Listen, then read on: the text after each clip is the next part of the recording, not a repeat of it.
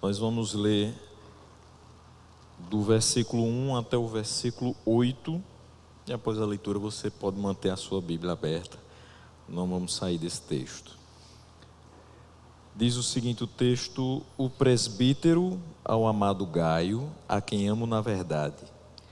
Amado, oro para que você tenha boa saúde e tudo lhe corra bem, assim como vai bem a sua alma. Muito me alegrei ao receber a visita de alguns irmãos que falaram a respeito da sua fidelidade, de como você continua andando na verdade. Não tenho alegria maior do que ouvir que meus filhos estão andando na verdade.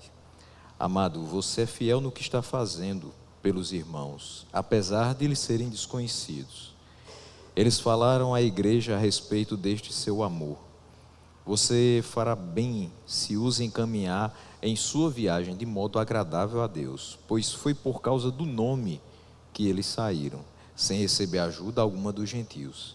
É, pois, nosso dever receber com hospitalidade irmãos como esses, para que nos tornemos cooperadores em favor da verdade. Vamos orar. Senhor nosso Deus, nós te damos graças por mais um culto de oração que o Senhor nos permite estar de pé, saudáveis, cônscios da nossa responsabilidade e também nos dando o prazer de desfrutar da comunhão dos santos. Muito obrigado por esse dia que o Senhor nos livrou de tantas e tantas coisas e nos trouxe até aqui para ouvir a Tua voz. Que ela seja ouvida nesse momento e que o Teu Santo Espírito possa nos abrir a mente, iluminar a nossa mente, para que nós possamos compreender aquilo que a Tua Palavra tem a nos ensinar nesta noite. Assim oramos agradecidos no nome de Jesus. Amém. Vocês podem se assentar. Nós estivemos ministrando há 9 dias, no outro domingo à noite. E o texto daquele dia foi a segunda carta de João, seu finalzinho. E naquela parte final da exposição da segunda carta, nós trouxemos uma reflexão acerca da necessidade de discernirmos quanto ao que vem de Deus e o que não vem de Deus. Por quê? Porque existem muitos também na nossa época, semelhantemente à época de João, que vão além do ensino de Cristo. A esses, João exorta o povo daquela época, como também nos exorta a não recebê-los, nem saudá-los. Porque quando eles vão além do ensino de Cristo, eles enganam o povo de Deus, que ao se entregar aos falsos ensinos, acabam por desvalorizar e destruir o trabalho que foi feito, não somente por João, como os outros apóstolos. E ele diz no versículo 8, tenham cuidado para que vocês não destruam o fruto do nosso trabalho. E nós falamos qual o fruto do trabalho? Justamente eles, os convertidos. Justamente essas pessoas que deram crédito à mensagem do Evangelho e se entregaram à fé. Então, apesar de saber que aqueles irmãos andavam na verdade e ele tinha alegria por isso, mas ele alerta aqueles irmãos para que eles não deem guarida àqueles que de forma itinerante saem pregando algo além do Evangelho.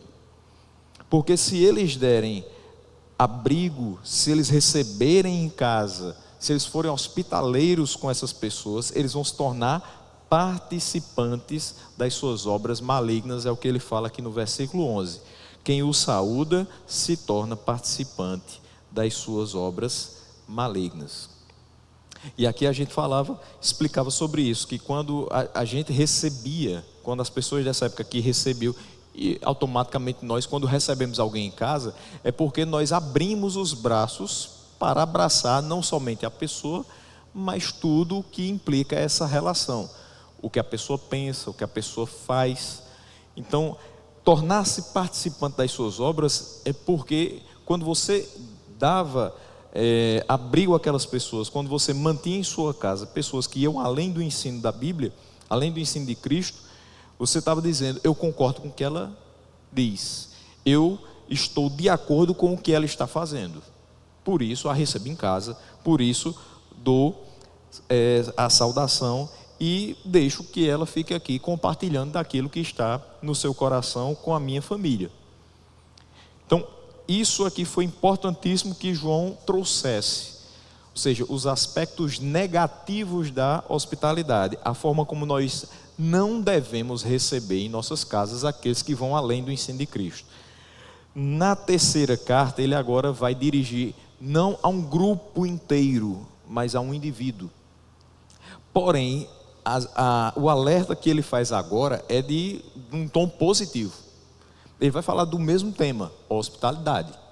Porém, ele vai se dirigir a Gaio, e a gente vai começar a ver quem seria Gaio, a quem ele dirige essa carta, e porque agora ele vai incentivar Gaio a ser hospitaleiro. E quais as características que vão levar Gaio a ter esse caráter hospitaleiro, de modo que ele não se prejudique. A partir dessas características, então, a minha intenção é fazer com que a gente se aproprie de cada uma delas e reflita se nós estamos com todas elas presentes na nossa vida e podemos, de fato, distinguir quem são as pessoas que chegam à nossa casa e recebê-las de modo que a proclamação do Evangelho possa ser continuada. Uma vez que eu recebo alguém que ensina além do ensino de Cristo, eu posso estar destruindo o trabalho missionário. Mas quando eu recebo alguém que prega a palavra, eu posso estar contribuindo e devo estar contribuindo com a expansão do reino de Deus. Então, primeiramente, quem era Gaio? Versículo 1 ele diz: o presbítero. Nós já sabemos que o presbítero João, porque o apóstolo naquele momento está também tendo funções pastorais. Por isso ele é chamado de o presbítero, ele se apresenta dessa forma. E na realidade, porque também João se apresenta dessa forma em suas cartas? Porque aquele que se apresenta de modo pastoral é aquele que expressa que ama aqueles a quem destina as suas palavras. Ninguém que se coloca como uma figura pastoral pode utilizar palavras diferentes daquelas que João utiliza. É tanto que quando ele fala de Gaio, ele diz: ao amado Gaio, primeira vez, a quem amo na verdade. Então ele utiliza duas vezes a expressão relativa a amor. Ele diz que ama Gaio e depois ele diz: a quem amo na verdade. Ou seja, ele enfatiza que a relação que ele tem enquanto líder de Gaio é de profundo amor. Ele ama Gaio na verdade. E é interessante porque não somente ele ama na verdade, mas ele ama por causa da verdade. Porque nós nos amamos e podemos dizer: amo determinada pessoa na verdade. Porque eu posso dizer: eu amo a comunidade do Presidente Médici na verdade. Por conta do que nos une, por conta da verdade do Evangelho, que me faz enxergar que, apesar dos defeitos que eu tenho e que todos nós temos, que apesar de olhando humanamente, talvez você pudesse até dizer assim: eu não vou dar crédito ao que essa pessoa fala, por conta desse problema que ela tem, por conta desse defeito que ela tem, por conta disso que ela fez no passado. Mas há algo que nos une. Todos nós éramos o quê? Pecadores. Todos nós éramos e somos carentes da graça de Deus. Todos nós fomos alcançados pela mesma graça. Todos nós fomos justificados pelo mesmo sangue. Todos nós somos habitações do mesmo Espírito. Todos nós somos filhos do mesmo Pai.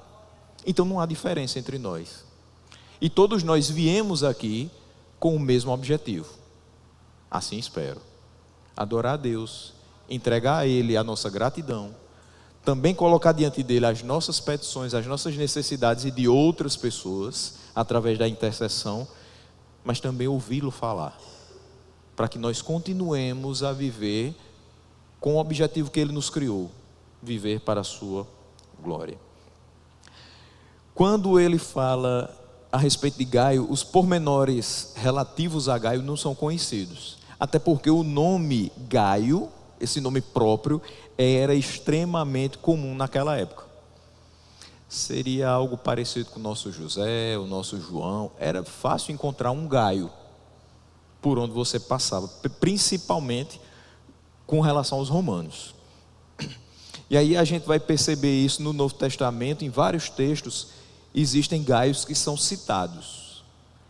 Por exemplo, Atos 19, 29. Em pouco tempo, a cidade toda estava em tumulto.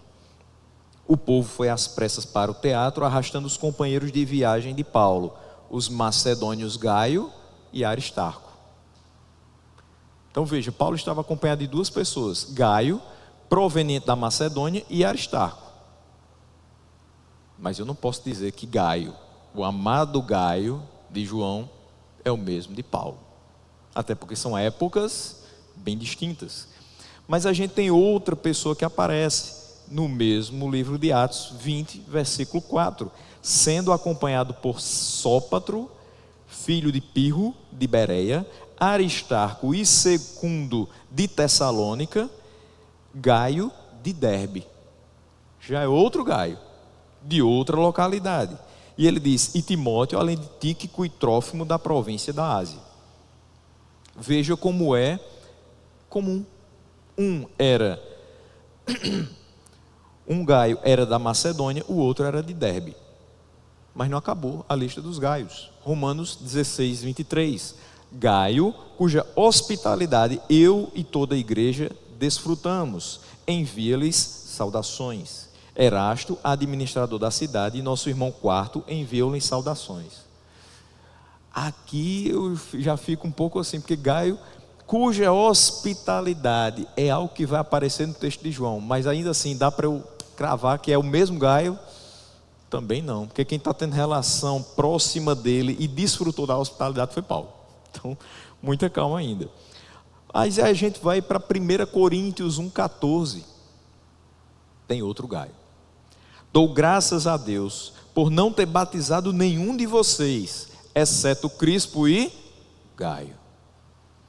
Tinha um Gaio em Corinto, uma quarta localidade, um quarto Gaio. A esse Paulo batizou. Paulo aqui estava dizendo, olha, eu dou graças a Deus que não fui eu que batizei a maioria de vocês. Só que tem dois que eu batizei, Crispo e Gaio. Com esses eu tenho uma relação mais próxima. Com esses eu posso chegar e torcer a orelha quando estiver errando, porque eu acompanhei de tal modo que chegamos ao batismo. Com esses, além de ter uma responsabilidade maior, eles também têm comigo.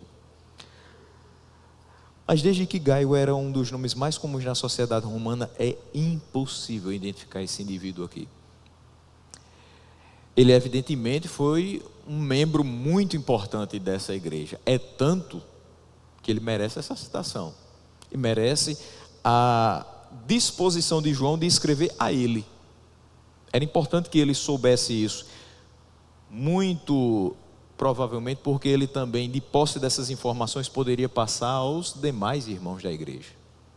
Então, alguém que também tinha alguma função muito importante dentro da igreja. Talvez um elo até mesmo de João para com os outros irmãos, um oficial da igreja. E essa igreja local, provavelmente era em algum local da Ásia Menor, a quem o apóstolo João conhecia pessoalmente. Embora a sua vida permaneça escondida, mas o excelente caráter de Gaio aqui merece essa homenagem. João cita que ele é amado. E é muito interessante, os irmãos sabem que eu praticamente não cito aqui palavras gregas. Até porque não é tão forte meu assim falar de línguas originais. Porém aqui nós precisamos falar de uma que é fantástica, porque aparece nesse texto. Esse amado Gaio, que palavra é que João utiliza? E não somente vai utilizar aqui, mas vai utilizar em outras partes. Agapetos, amado. A gente lembra do amor, ágape. Veja, é um amor tão profundo, tão especial, que ele recebe essa terminação, esse termo, ágape. Ele é uma pessoa que eu amo, com um amor muito especial. É um amor desvelado, é um amor que me faz agir com ele da mesma forma que ele age comigo, de esperar dele o mesmo que ele espera de mim. É um amor que se corresponde. Aquilo que eu quero que ele experimente da vida com Deus é aquilo que eu tenho vivido. É um amor semelhante ao que nós temos com as pessoas da nossa família que ainda não encontraram a Cristo. Melhor, que ainda não foram encontradas por Ele.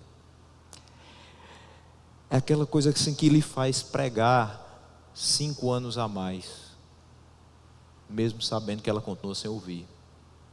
É um amor que lhe leva a todos os cultos de oração, ter ela como a primeira pessoa que vem na sua mente, na hora da intercessão.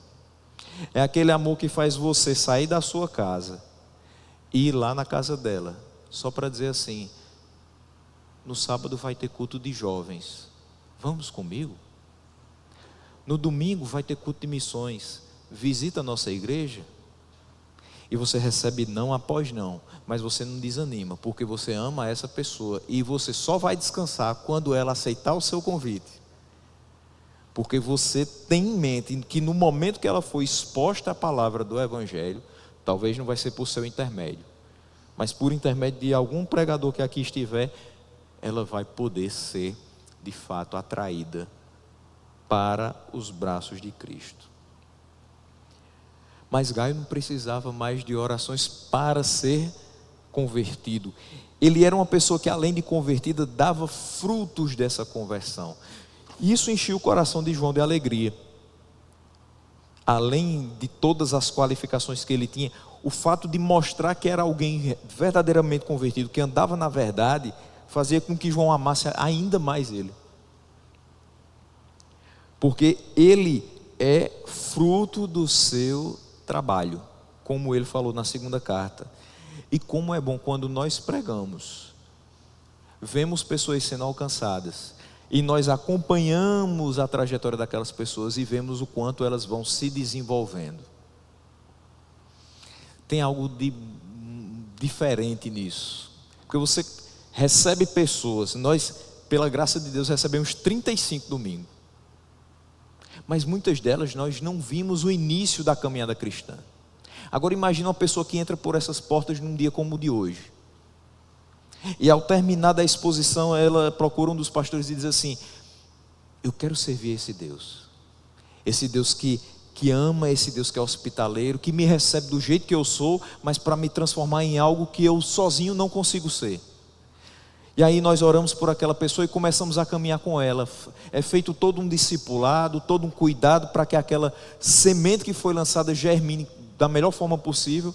E quando a gente percebe que ela continua andando na verdade 5, 10, 15 anos depois, que a gente fica tranquilo, se um dia a gente não estiver aqui, mas aquela pessoa continuará na fé, porque ela não creu em mim, mas ela creu em Cristo. Nós não fizemos discípulos de nós mesmos, mas discípulos de Cristo. É o que pode mais alegrar o nosso coração. É quando nós percebemos que as pessoas estão compreendendo o Evangelho. E compreendendo, elas estão vivendo. Gaio não somente era amado por João, mas dá para entender com essa expressão que ele utiliza, que ele era amado pela sua comunidade cristã. A igreja, foi muito bem colocado aqui, a respeito de a igreja que escolhe os seus líderes. A igreja, olha, principalmente quem está no curso de vocação, pode assistir na primeira aula, o seguinte: a igreja reconhece a vocação, e a igreja trabalha no sentido de aperfeiçoar aquela pessoa que já tem o dom, para que ela possa servir com integridade e com fidelidade ao Senhor e ao povo do Senhor. Quando nós entendemos isso, nós percebemos que se Gaio é uma dessas pessoas que foi escolhida para trabalhar na obra e que era amado por João porque trabalhava na verdade, também a comunidade o reconhecia dessa maneira. João dizia ao amado Gaio, porque também as pessoas da sua comunidade poderiam dizer assim: ele é o amado Gaio, ele é aquele a quem nós amamos também na verdade, e que nós sentamos para ouvi-lo, e que nós respeitamos a sua opinião, e que nós consideramos as suas admoestações. Aquele que é amado por João, que é amado pela sua comunidade, um dia foi amado por Deus. Nós só conseguimos chegar ao ponto de ter pessoas que falam conosco em amor, que nos valorizam e que nos homenageiam da maneira que João homenageou Gaio, porque um dia o amor de Deus nos alcançou. Nós fomos amados pelo Senhor. Isso nos motiva a amar pessoas que nós não conhecemos, ou pelo menos não conhecemos em profundidade. E isso faz com que nós sejamos também amados, em retribuição ao amor que nós devotamos a elas. Isso vai fazer com que outras pessoas comecem a perceber que essa relação de amor não se restringe aqui, a esse momento, a essa comunidade, porque se nós andamos em amor, amamos os que aqui estão, mas também amamos aqueles que ainda hão de vir, aqueles que estão perdidos. Quem é alcançado pelo amor de Deus, ama também as almas perdidas. E se ele ama as almas perdidas, ele dá extremo valor ao trabalho missionário, porque ele sabe que é através desse trabalho que essas almas serão alcançadas pela pregação do Evangelho. João, na segunda carta, se dirigiu à senhora a quem ele escreveu como eleita. Segundo João versículo 1, ele diz assim: o presbítero, a senhora eleita, e aos seus filhos. Aqui ele aborda Gaio como amado. Todos os que amam o Senhor Jesus são ambos escolhidos por Deus e amados por Ele. Todos. Mas existem algumas características que João vai colocar aqui sobre ele, que são necessárias para que ele continue sendo uma pessoa amada e que trabalha para o Senhor, de uma forma a ser reconhecida por outros. As duas primeiras delas estão no versículo 2, a saúde física e a saúde espiritual. Ele diz assim: amado, oro para que você tenha boa saúde e tudo lhe corra bem, assim como vai bem a sua alma. Para que a gente continue trabalhando para o Senhor, para que a gente seja mais produtivo na obra do Senhor, a gente precisa cuidar da própria saúde física e da nossa saúde espiritual. A preocupação de João para Gaio é um desejo pastoral, que ele esteja livre da agitação, da dor, da debilitação da doença, de modo a estar sujeito, sem restrições, ao serviço ao Senhor e à sua igreja.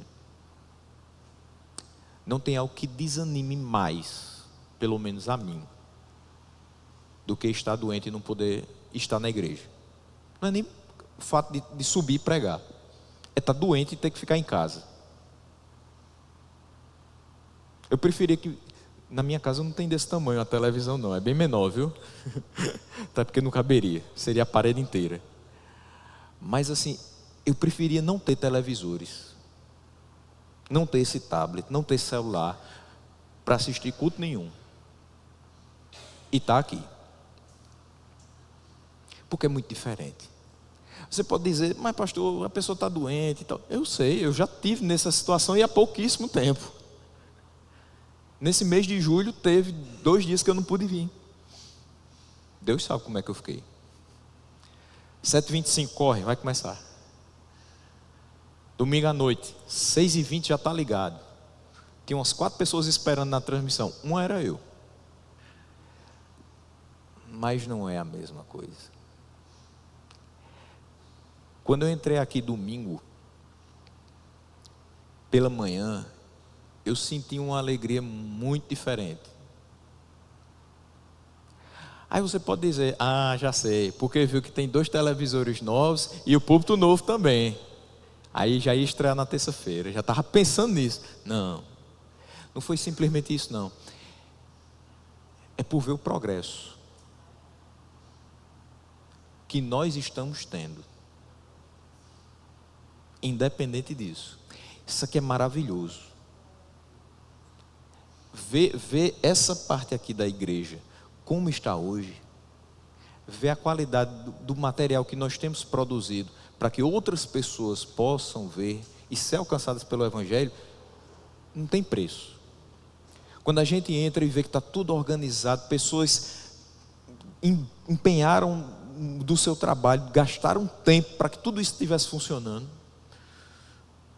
E isso é o que está por trás disso aqui, é o que gera alegria no nosso coração. Aí você entra e vê que está tudo funcionando, você diz assim: deu certo. O pessoal que estava aqui no sábado à tarde, que estava no domingo, fez um cabo que estava dando conflito, agora está dando certo. E tiveram paciência, e tiveram amor, e doaram do seu tempo. Quem é que quer estar no sábado à tarde, 4h30, 5 horas, mexendo em cabo? Não quer. Mas isso aqui você não está fazendo para você, não está fazendo para a sua igreja, você está fazendo para Deus. Então isso gera alegria no coração da gente, é quando você vê que tudo está funcionando, porque tem gente que está se dispondo para fazer, e cada dia mais. Aí no domingo à noite você entra aqui e vê 35 pessoas aqui, sendo recebidas como novos membros. Isso tem que alegrar seu coração. O exército de Deus está crescendo à medida que nós pregamos com fidelidade o Evangelho. Mas para isso a gente precisa cuidar da saúde física.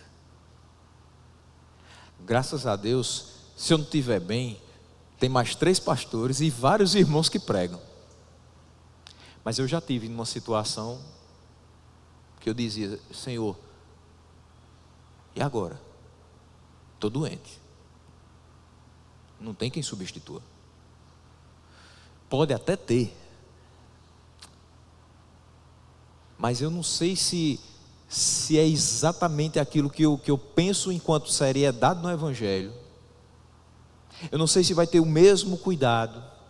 E eu não estou dizendo isso como se eu fosse o perfeito e que eu tinha que estar lá para poder falar para as pessoas, porque se fosse outra pessoa não daria certo. Mas você sabe a preocupação que tem quando você está preparando um sermão e você pede a Deus que seja utilizado por Ele, que seja instrumento nas mãos dEle, para que essa palavra frutifique.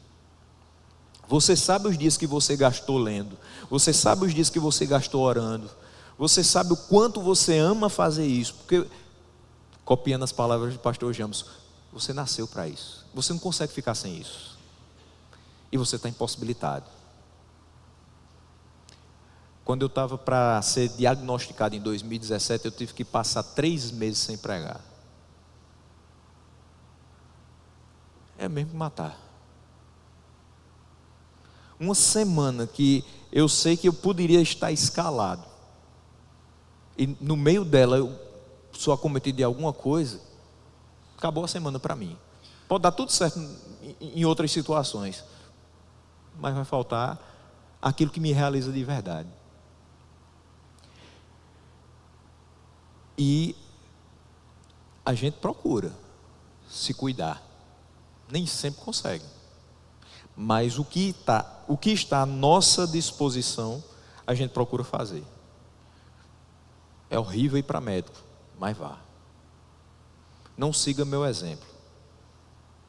Já faz 5 anos e meio que eu não vou no cardiologista. Não faça isso.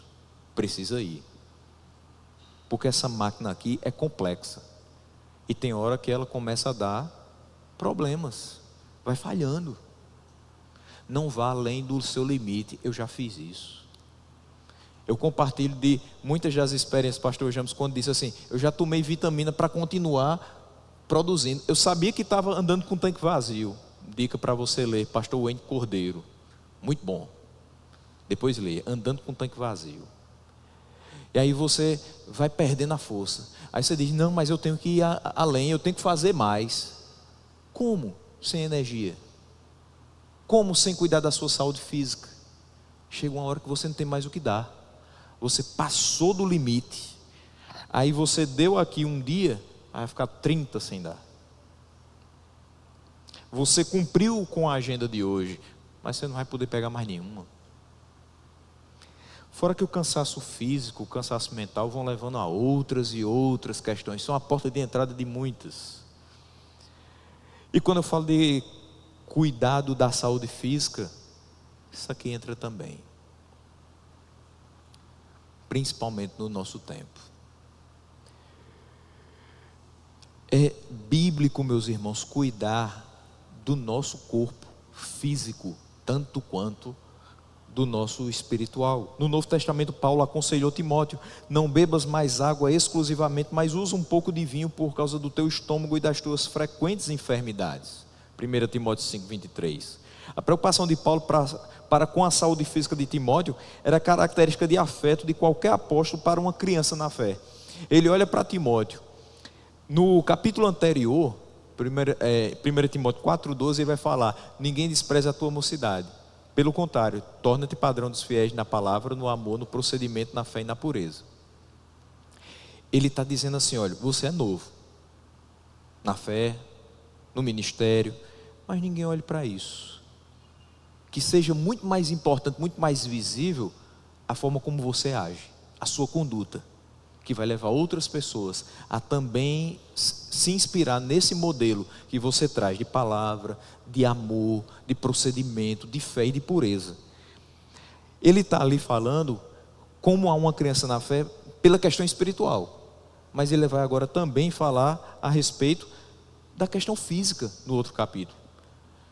E quando ele diz depois, na segunda, cuida de ti mesmo e da doutrina, ele está dizendo o tempo todo: Timóteo, seja equilibrado, cuide da sua saúde física e da sua saúde espiritual, porque você pode estar excelente no seu espírito, mas como você vai anunciar se não estiver de pé? Se você estiver numa cama cheio de dores no estômago, úlceras tomando conta de você, vai adiantar de que você está abastecido? Precisa das duas coisas. Você precisa estar forte no seu espírito, mas forte no seu físico. Eu preciso que você tenha esse balanço para poder ser útil no ministério. O mesmo era verdade com relação ao amor de João para Gaio. A mesma coisa. O apóstolo orava pela saúde de Gaio, pois sabia o quanto ele era útil para o trabalho missionário devido ao seu caráter hospitaleiro. Mas importava também que a sua vida espiritual também estivesse saudável, até para que ele desse abril apenas às pessoas que ele conseguia distinguir que pregavam um verdadeiro evangelho e com os quais ele poderia se associar. Aqui está um grande ponto. Gaio, você precisa estar bem fisicamente para que tudo lhe corra bem. Essa é a primeira parte. Ou seja, para que você esteja disponível, para que você seja produtivo, mas também a sua alma. Como vai bem a sua alma? Como é que eu vou distinguir o que vem de Deus e o que não vem, se eu não tenho meditado nas Escrituras? Talvez eu, pensando que já sou muito experiente, diga assim: não estou precisando ler a palavra todos os dias não. Eu já sei distinguir o que é correto e o que não. Mas não subestime a criatividade dos falsos mestres. Todo dia eles aparecem com alguma coisa nova. E às vezes tem uma cara de evangelho. Aí lá na frente você vai perceber que eles escorregam. Às vezes numa oração, às vezes numa fala, às vezes na forma de ler o texto, ou de deturpar um pedaço de um texto para colocar as palavras deles dentro da porção das Escrituras. Como é que a gente vai saber com quem pode se associar ou não, quem pode receber em casa ou não? Só cuidando da nossa vida espiritual. Para que a nossa vida espiritual esteja saudável, é necessário que a gente leia a Bíblia. É necessário que a gente ore. É necessário que a gente ouça a voz de Deus através da exposição da palavra. É necessário que a gente medite. É necessário que a gente jejue. É necessário que a gente tenha de fato uma vida de culto ao Senhor, para ser alertado no momento certo. Com quem nós podemos contar, com quem nós podemos nos associar, a quem nós podemos dar a mão e abrir a porta da nossa casa. A nossa saúde espiritual, meus irmãos, não pode ser prejudicada por atitudes impensadas. Imagina alguém dizer: eu estou vendo a situação dessa pessoa, ela está passando por aqui, está pedindo ajuda, e se eu não der ajuda, eu não estou sendo um bom cristão. Mas você não vai ser um bom cristão se receber alguém que prega a mentira. Por mais duro que seja, e por mais que você tente não fazer isso, mas com aqueles que pregam mentiras, você não deve receber em casa e nem deve saudar. Não abra a porta. Responda do lado de dentro. O que é que você quer? De onde você vem? Qual o objetivo da sua visita? Nós temos que ser prudentes. Nós temos que ter reservas quanto a pessoas que nós não conhecemos exatamente o procedimento e a maturidade cristã, a maturidade na fé.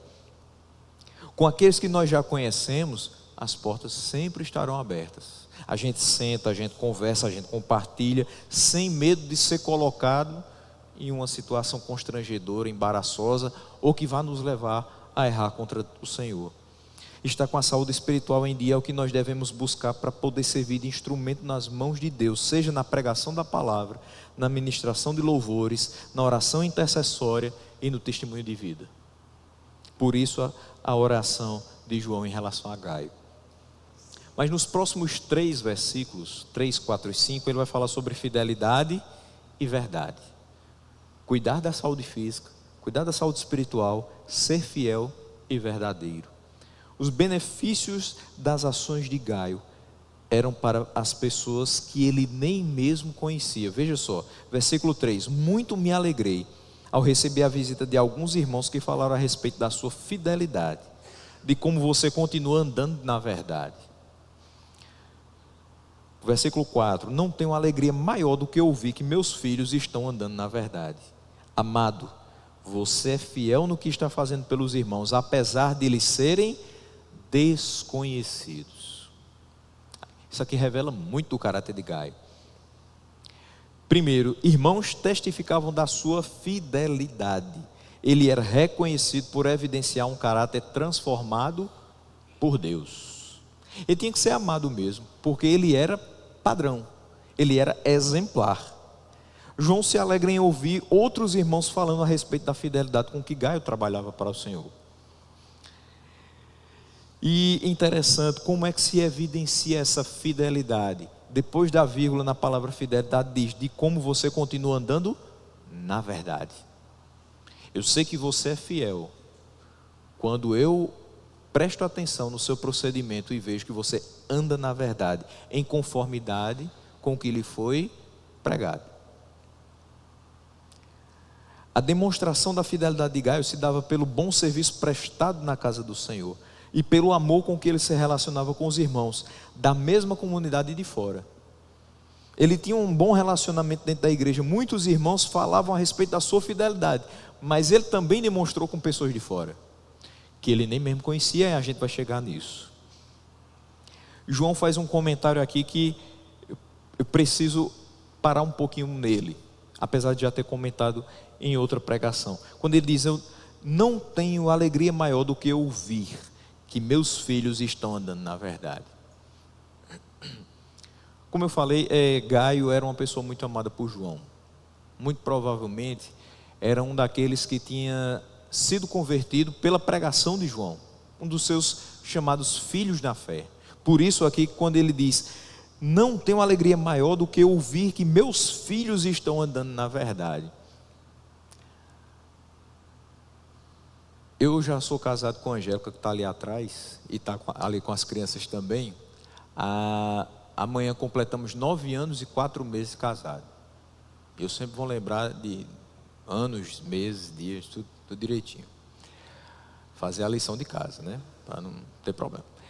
E as pessoas sempre perguntam para a gente: vocês não querem ter filhos? E eu digo: estamos esperando no Senhor. Conhecemos casais que têm mais tempo de casado que nós, talvez da mesma idade, um pouquinho mais velhos, também não têm filhos ainda. Mas apesar de já fazer quase uma década e as pessoas insistentemente às vezes perguntarem sobre essa questão, que não é que nós não queiramos, fique bem claro, nós queremos, adoramos, amamos criança, né? Mas ainda não foi o tempo. E também não sabemos se é essa a vontade de Deus para a nossa vida. Nós também não podemos deixar de pensar dessa maneira, para não nos revoltarmos com Deus mais na frente. Mas eu comecei a perceber que nós já temos filhos. E comecei a responder para as pessoas: nós não temos filhos biológicos ainda, mas pela graça de Deus temos vários filhos na fé. Quando a Angélica me conheceu, eu era seminarista, estava no 2º ano. E desde então ela vem me acompanhando nas pregações que eu vou fazendo. Então, ela nem imaginava que a gente ia viver tantas coisas, que a gente ia pregar em tantos lugares, que Deus já nos deu a oportunidade de pregar. Mas a gente também não percebia o quanto o fato de ter uma liberdade maior, não que se a gente tivesse 2, 3 filhos a gente não fosse fazer, não, a gente comprava uma minivan e ia.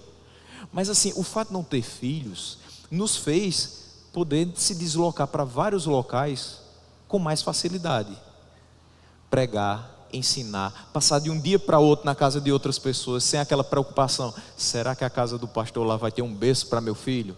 Ou meu filho vai ter que dormir bebê conforto, ou vai ter que dormir entre eu e ela? Não, a gente não tinha essa preocupação, a gente ia. E eu sempre olhava para ela e dizia assim: olha, lá vai ser desse jeito, dá para você? Dá, então vamos, porque comigo eu não me preocupo. Então se dá para você dormir num colchonete no chão, vamos. Se dá para você não parar para jantar, chegando lá, tem só um pãozinho com sopa, vamos, a gente prega e depois volta para casa. Se tiver com fome, come na volta, mas a gente vai fazer o trabalho do Senhor. E nisso Deus foi nos dando filhos espirituais. E a nossa alegria, mesmo que hoje não seja estar carregando uma criança nos braços, é ver que vários que nós conhecemos como crianças na fé, hoje já estão se alimentando de coisas sólidas. Por quê? Porque Deus é fiel para fazê-los crescer. Muitos a gente nem está mais em contato, auxiliando nesse crescimento, mas Deus nunca nos deixa sem alguém que esteja sempre a nos guiar. Não existe maior alegria do que essa, ouvir que nossos filhos estão andando na verdade.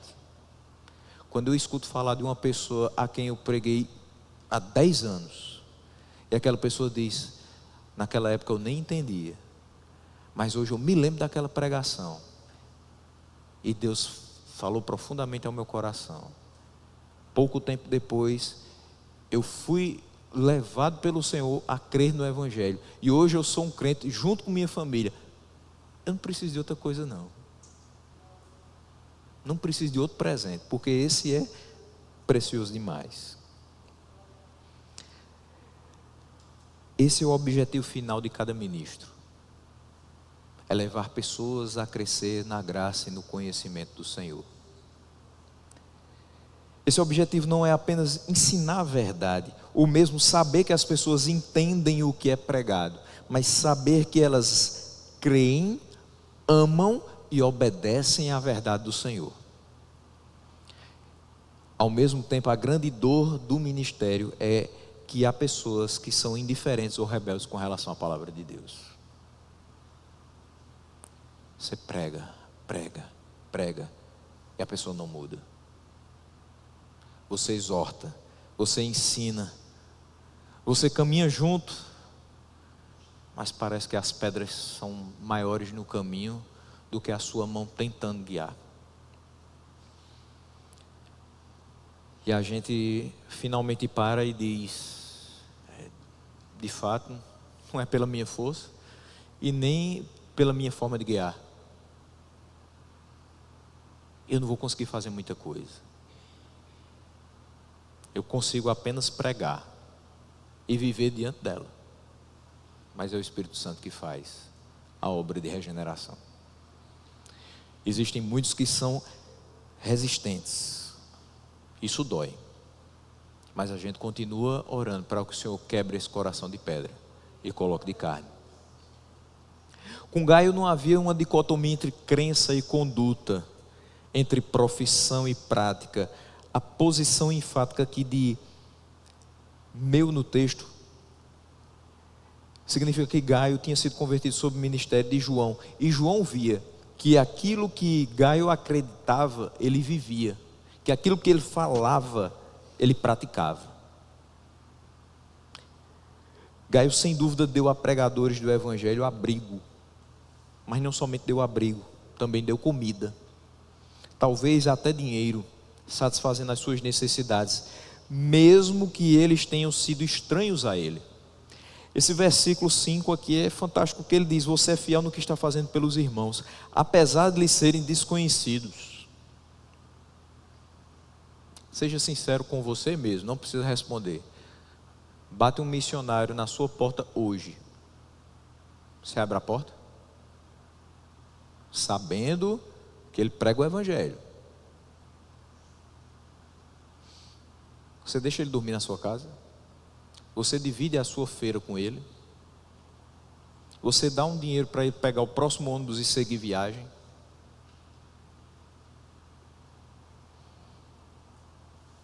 Por vários motivos, talvez a gente não fizesse, até por segurança, porque hoje é muito difícil dizer assim: vou receber tranquilamente qualquer pessoa que bater na porta da minha casa, porque ela está pregando o evangelho. Infelizmente hoje é complicado. Mas uma coisa a gente precisa ter em mente: a fé salvadora genuína, como Gaio possuía, sempre produz boas obras, e nelas está inclusa a hospitalidade. E desse tipo aqui, completa. Efésios 2, versículos 8 a 10. Pois vocês são salvos pela graça por meio da fé. Isto não vem de vocês, é dom de Deus, não por obras, para que ninguém se glorie, porque somos criação de Deus, realizada em Cristo Jesus, para fazermos boas obras, as quais Deus preparou de antemão, para que nós as praticássemos.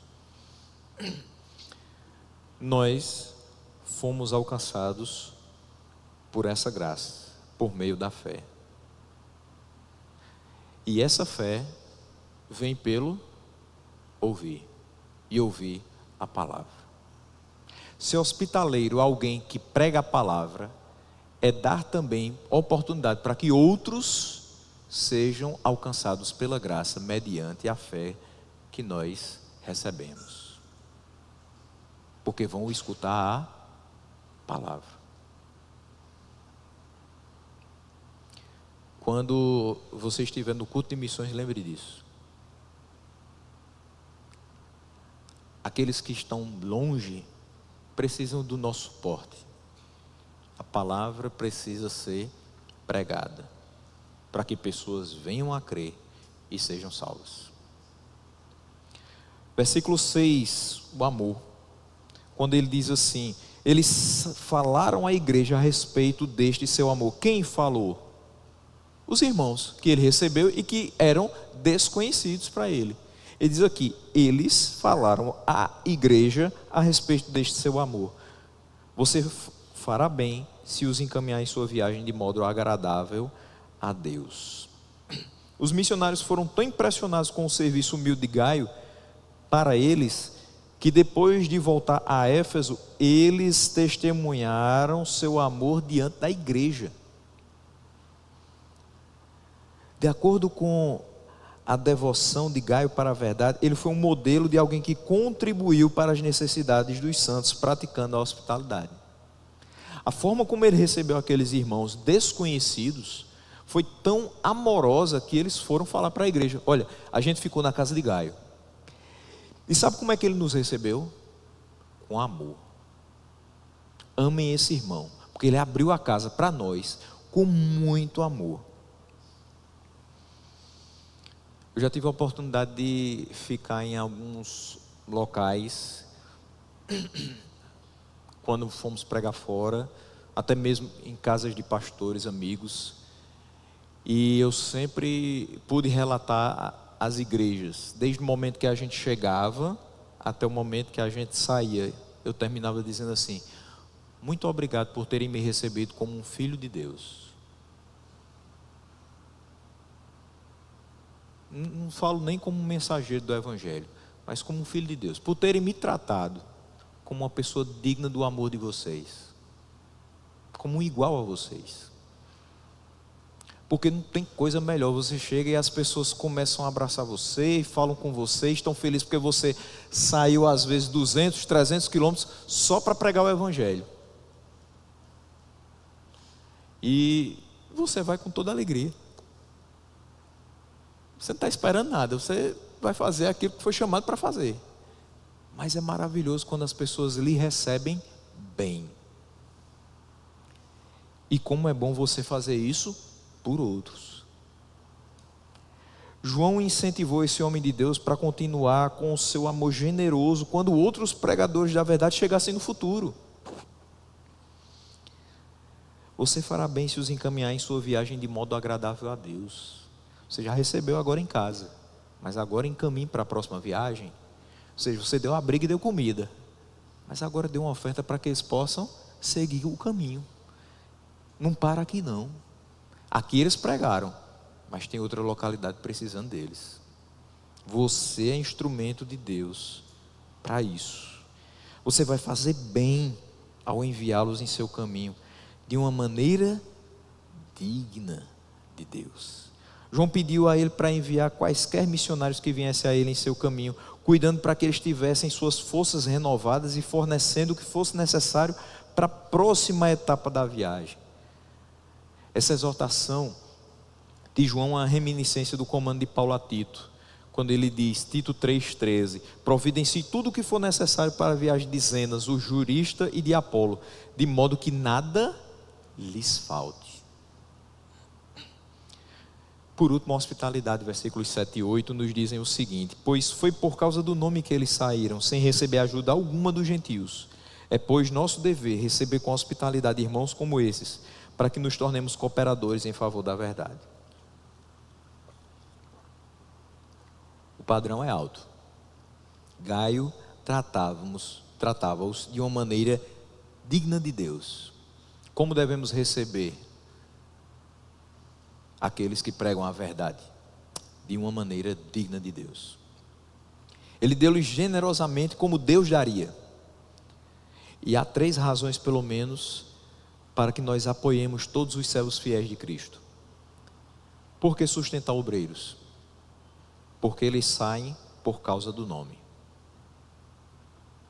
Eles não saem pelos holofotes, eles não saem pelas promoções, pelo status social, para serem aplaudidos, para serem enchidos de glória pela sua performance, pela sua retórica, pela forma como se apresentam. Na realidade, eles não estão se apresentando, eles estão apresentando a Cristo. Eles saem das suas casas, eles vão até onde vão por causa do nome de Cristo. Se outra motivação houver no coração daquele que sai para a pregação, que ele volte para casa. Mas que nós continuemos saindo das nossas casas por causa do nome e enviando outros para outras localidades, saindo por causa do nome. Segundo, porque não tem outro meio de sustento. Quem é que sustenta o missionário? É a igreja. Não vai sair de outro canto não, meus irmãos, vai sair daqui mesmo. É a sua oferta missionária que sustenta João Neto.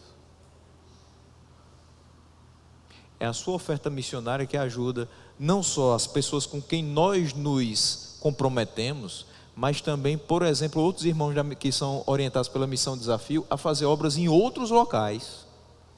Porque a oferta missionária não é só local, ela é algo da nossa denominação. Então, através dessa ideia maravilhosa chamada oferta missionária, que não necessariamente tem que ser trazida no terceiro domingo, ela pode ser trazida durante todo o mês, pessoas têm sido mantidas, têm sido incentivadas, têm sido preparadas, têm sido aprimoradas para servir ao Senhor, de um modo especial, o qual eles foram chamados a fazer. Não vai ter outro meio de sustento não tem subvenção pública, não tem iniciativa privada, Não, é a igreja que sustenta, porque é a igreja que envia, é a igreja que impõe as mãos, ora por esses irmãos e envia. A responsabilidade é dela. Eles saíram sem receber ajuda alguma dos gentios. Quem foi que abriu a porta? Gaio. Os gentios, não dá para contar com eles. Os irmãos missionários saem muitas vezes sem que as próprias famílias possam dar alguma coisa, por mais que queiram.